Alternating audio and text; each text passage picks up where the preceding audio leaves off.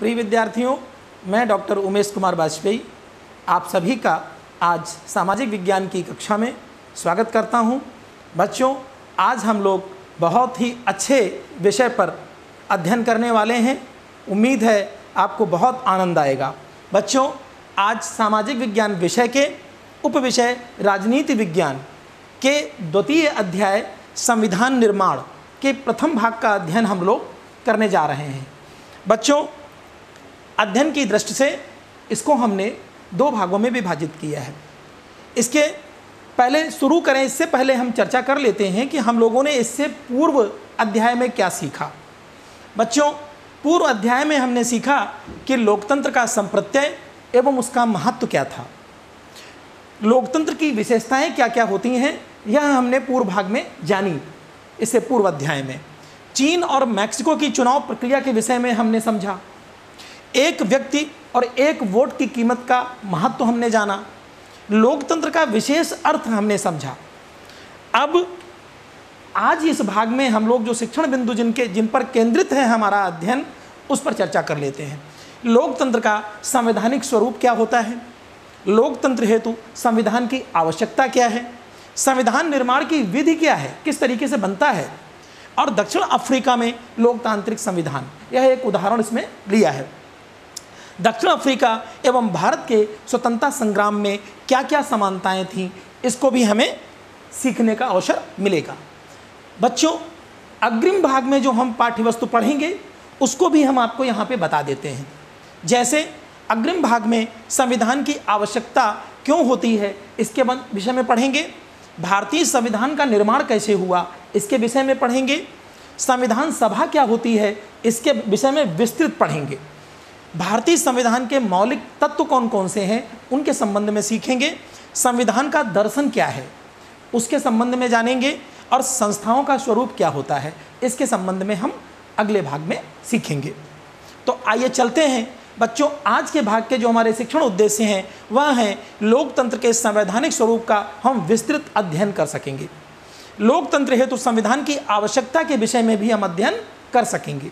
संविधान निर्माण किस प्रकार होता है उसको हम समझ सकेंगे। दक्षिण अफ्रीका में लोकतंत्र की स्थापना एवं संविधान निर्माण के विषय में भी हम अध्ययन कर सकेंगे। दक्षिण अफ्रीका एवं भारत के स्वतंत्रता संग्राम में विभिन्न बिंदुओं पर समानताओं और उनकी असमानताओं का हम अध्ययन कर सकेंगे। बच्चों, सबसे पहला प्रश्न है कि संविधान कहते किसको हैं। जी हाँ, लोकतंत्र में सरकारें मनमानी करने हेतु स्वतंत्र नहीं होती। जी हाँ, अर्थात सरकार एवं नागरिक दोनों के अनुपालन हेतु कुछ मूलभूत नियम कायदे बनाए जाते हैं। इन नियमों और कानूनों का जो एक संग्रह है, एक पुस्तक है, एक ग्रंथ है, उसी को हम संविधान कहते हैं। किसी भी देश का वह सर्वोच्च कानून जो नागरिकों के अधिकार, सरकार की शक्ति एवं कामकाज के तरीकों का निर्धारण करे, उसे हम संविधान कहते हैं। तो आप समझ गए होंगे कि संविधान हमारे लिए कितना अनिवार्य है। तो आगे चलते हैं। बच्चों, क्या लोकतांत्रिक देशों में ही संविधान होता है? आपके मन में यह प्रश्न उठ रहा होगा। नहीं, जिन देशों में संविधान है वो सभी लोकतांत्रिक हों ऐसा आवश्यक नहीं है, परंतु जो लोकतांत्रिक देश होगा वहाँ संविधान अनिवार्य हो जाएगा। फिर से समझ लीजिए कि सभी देशों में संविधान है और वो सब लोकतांत्रिक हों ऐसा आवश्यक नहीं, लेकिन जो लोकतांत्रिक देश होगा, जैसे भारत एक लोकतांत्रिक देश है, तो यहाँ संविधान आवश्यक है। बिना संविधान के लोकतंत्र संभव नहीं है। आगे चलते हैं। संविधान का असली महत्व लोकतांत्रिक देशों में ही होता है जहाँ नागरिकों को मूलभूत अधिकार प्रदान किए जाते हैं, क्योंकि यह अधिकार देने का जो दायित्व है वो संविधान के ही अंतर्गत हो सकता है। कुछ प्रश्न हैं जिनको समझना अति आवश्यक है। जैसे संविधान की आवश्यकता क्यों होती है।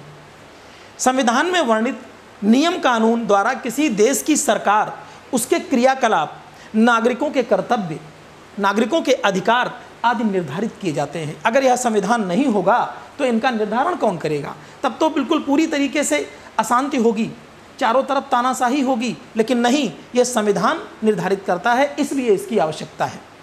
यह नियम कानून सभी के लिए बाध्यकारी होते हैं। कोई भी कानून से ऊपर नहीं, कोई संविधान से ऊपर नहीं। आपने सुना होगा कि हमारे देश में सर्वोच्च अगर कुछ है तो वो संविधान है। संविधान की दृष्टि में जितना महत्व एक गरीब व्यक्ति का है, उतना ही महत्व भारत के राष्ट्रपति का भी है। संविधान की दृष्टि में सभी समान हैं, तो इसलिए इसकी आवश्यकता है। संविधान को बनाता कौन है और निर्माण की विधि क्या है? बच्चों, इसकी निर्माण विधि को हम विस्तृत रूप से अभी हमने पीछे दिखाया आपको कि द्वितीय भाग में इस पर चर्चा कर लेंगे जब भारत का संविधान बनेगा। अभी लेकिन इसका संक्षिप्त हम लोग परिचय प्राप्त कर लेते हैं। किसी भी देश के संविधान निर्माण हेतु एक संविधान निर्मात्री सभा का गठन किया जाता है। किसका?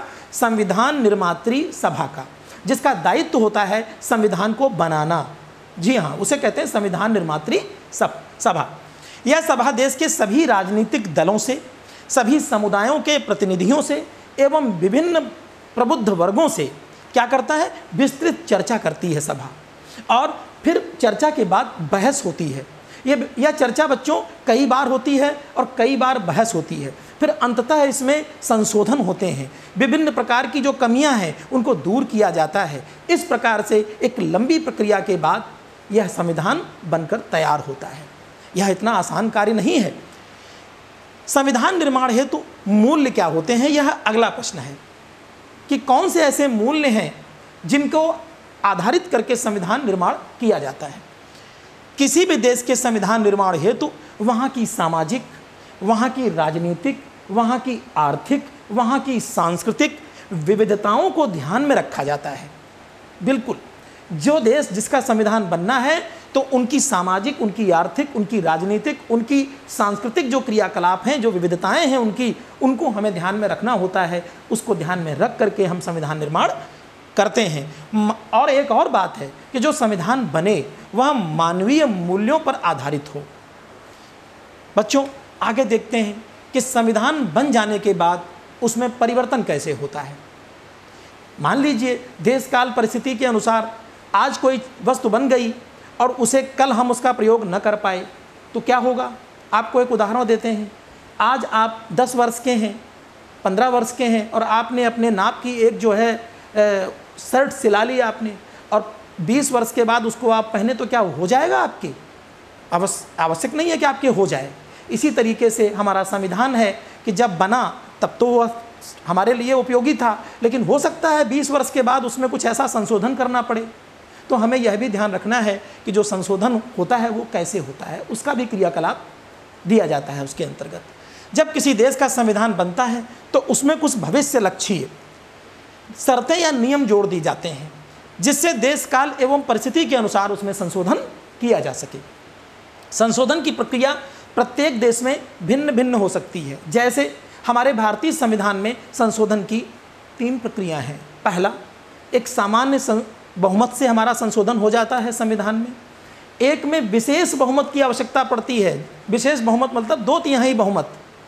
और तीसरी एक प्रक्रिया है कि जिसमें जब तक आधे राज्य अपनी सहमति नहीं देंगे तब तक संशोधन नहीं हो सकता। और बच्चों, यह संशोधन हमें अनुच्छेद 368 के तहत ताकत प्राप्त होती है कि हम अपने संविधान में संशोधन कर सकते हैं। बच्चों, आगे आप देखते हैं कि हम एक उदाहरण द्वारा सीखने की कोशिश करेंगे जो दक्षिण अफ्रीका का है, जहां अभी कुछ वर्ष पहले 1994 में संविधान निर्माण किया गया। इससे पहले वहां देश स्वतंत्र नहीं था। जैसे हम परतंत्र थे वैसे दक्षिण अफ्रीका भी परतंत्र था। तो अब चलते हैं हम लोग उधर की ओर। वहाँ क्या हुआ और कैसे वहाँ के लोगों ने संविधान निर्माण किया। दक्षिण अफ्रीका में भी भारत की तरह अंग्रेज़ों का शासन था। जैसे हम गुलामी की ज़िंदगी जी रहे थे वैसे ही दक्षिण अफ्रीका के लोग भी गुलामी की ज़िंदगी जीने के लिए मजबूर थे। बच्चों, अंग्रेज़ों ने वहाँ रंग भेद की सारी सीमाएं पार कर दी थी। आपके मन में होगा कि यह रंग भेद क्या होता है। रंग भेद का तात्पर्य है कि गोरे और काले के आधार पर जो विभेद किया जाए, ऐसा विभेद इन्होंने अंग्रेज़ों ने दक्षिण अफ्रीका में फैला रखा था और उन लोगों को श्वेत और अश्वेत में विभाजित कर दिया था। अंग्रेज स्वयं को छोड़कर बाकी सभी को अश्वेत, और जो कालों के अतिरिक्त थे उन्हें रंगीन चमड़ी वाले कहते थे। एक तीसरा वर्ग बना दिया था, श्वेत, अश्वेत और रंगीन चमड़ी वाले। रंगीन चमड़ी वालों में हम भारतीय जैसे लोग आते थे। तो इस तरीके का विभेद इन्होंने किया था और हमें अपमानित किया जाता था। बच्चों, यह एक कथन है, इसको पढ़ लेते हैं और फिर हम चर्चा करते हैं कि कथन किसका है और क्या हुआ। इसमें है कि मैंने गोरों के प्रभुत्व के खिलाफ संघर्ष किया है, मैंने ही अश्वेतों के प्रभुत्व का विरोध भी किया है।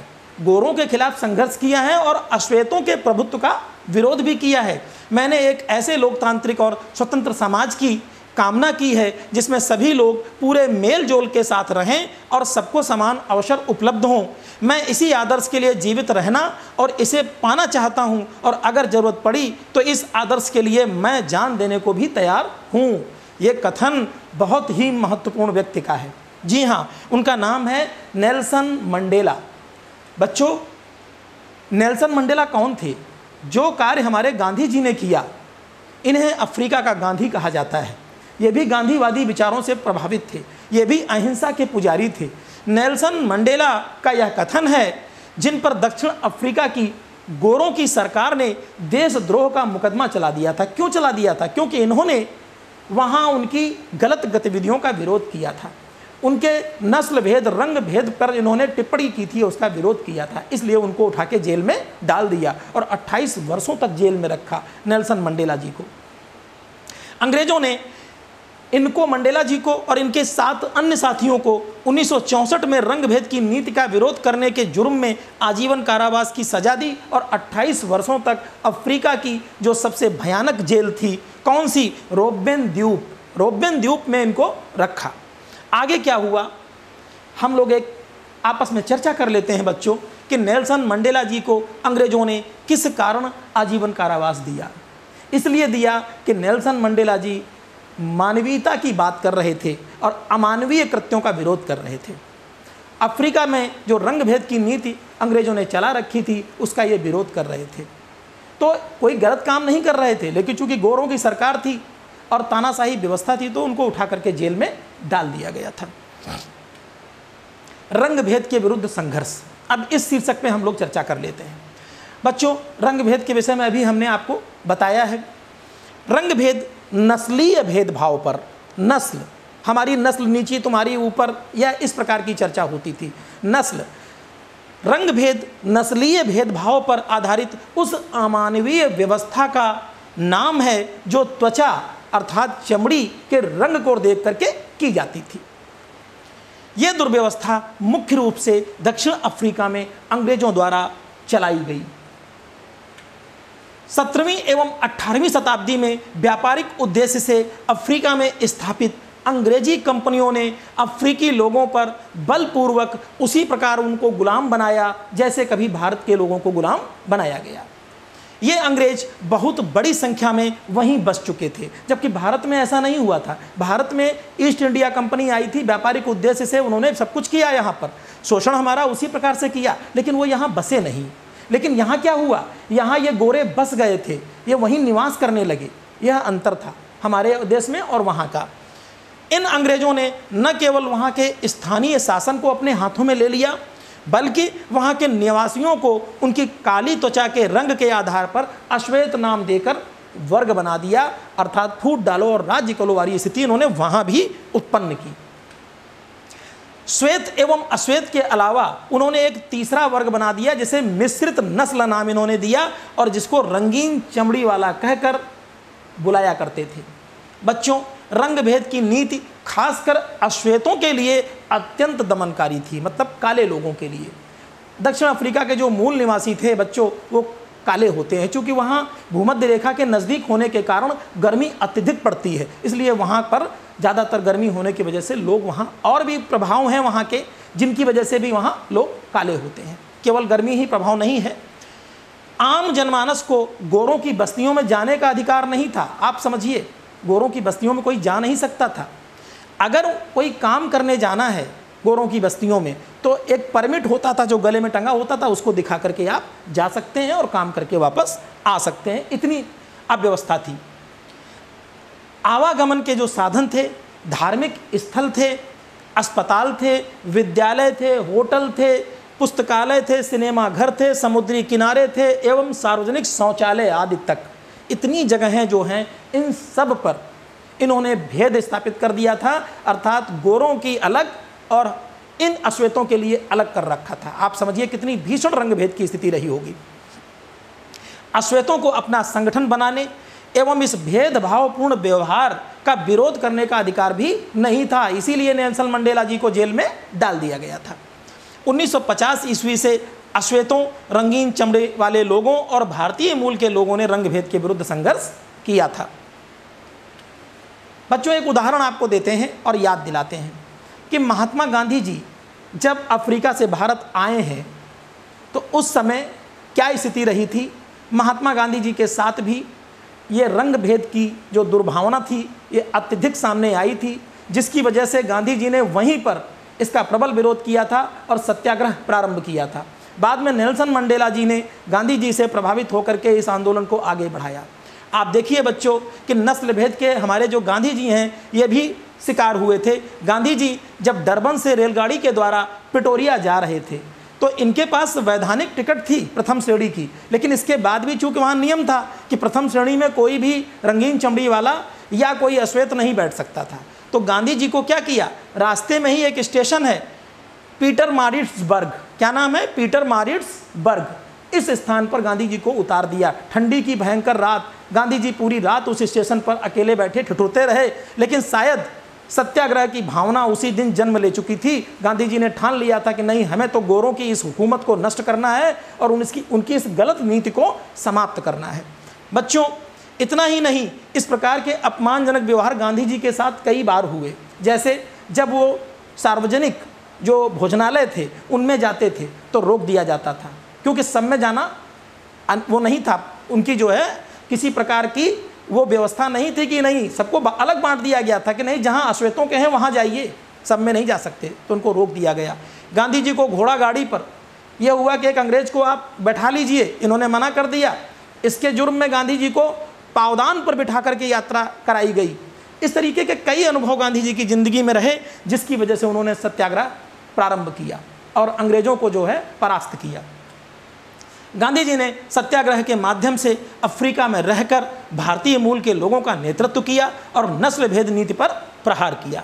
इसी प्रकार अफ्रीकी नेशनल कांग्रेस के झंडे तले कई मजदूर संगठनों ने एकत्र होकर रंग भेद की नीति के विरुद्ध आंदोलन किया, जिसका गोरी सरकार द्वारा बर्बरतापूर्ण तरीके से दमन किया गया, जिसकी विश्व के कई देशों ने निंदा भी की।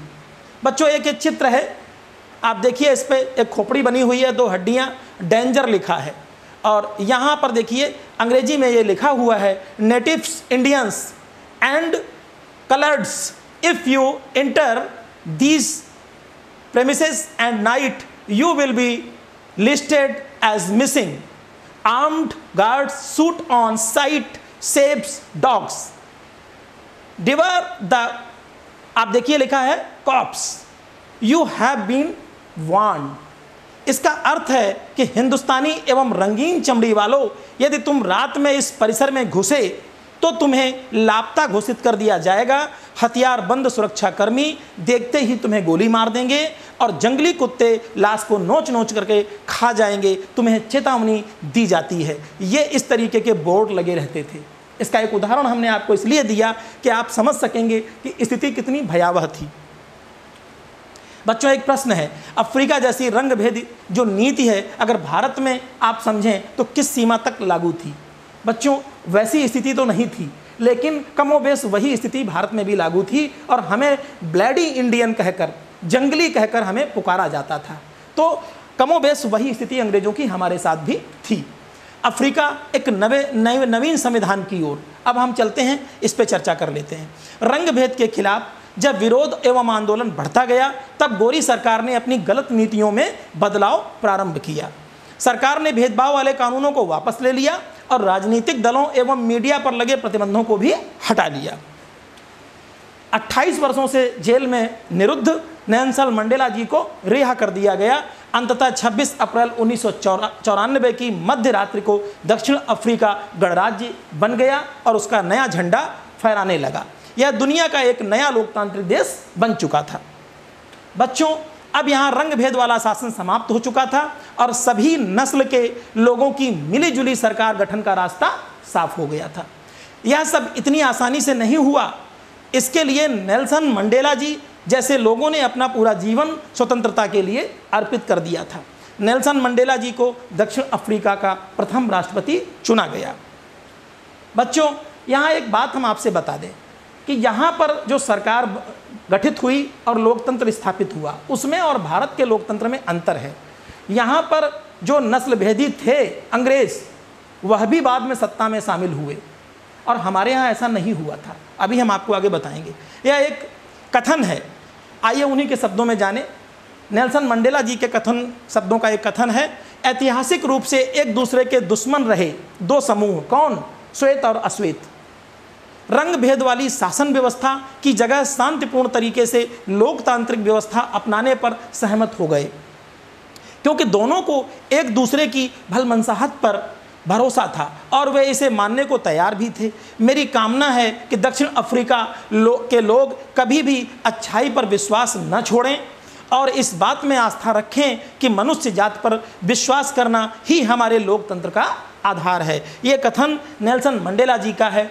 अफ्रीका के नवीन लोकतंत्र में अश्वेत नेताओं ने अश्वेत समाज से क्या किया? आग्रह किया कि मेरे साथियों, जो हमारे साथ श्वेत लोगों ने अत्याचार किया, हम उन्हें माफ़ कर दें, उन्हें माफ़ी दे दीजिए। कितनी बड़ी बात कही है। और हुआ क्या?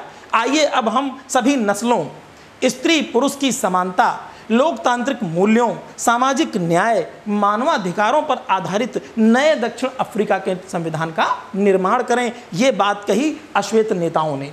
कितनी बड़ी बात है कि उनको माफ़ कर दिया गया जिन्होंने अत्याचार किया। आगे देखते हैं। 2 वर्षों की चर्चा एवं बहस के उपरांत उन्होंने जो संविधान बनाया, वैसा अच्छा संविधान विश्व में किसी देश के पास नहीं है। जितने व्यापक नागरिक अधिकार इन्होंने प्रदान किए अपने देश के लोगों को, उतना दुनिया में किसी अन्य संविधान ने नहीं दिए।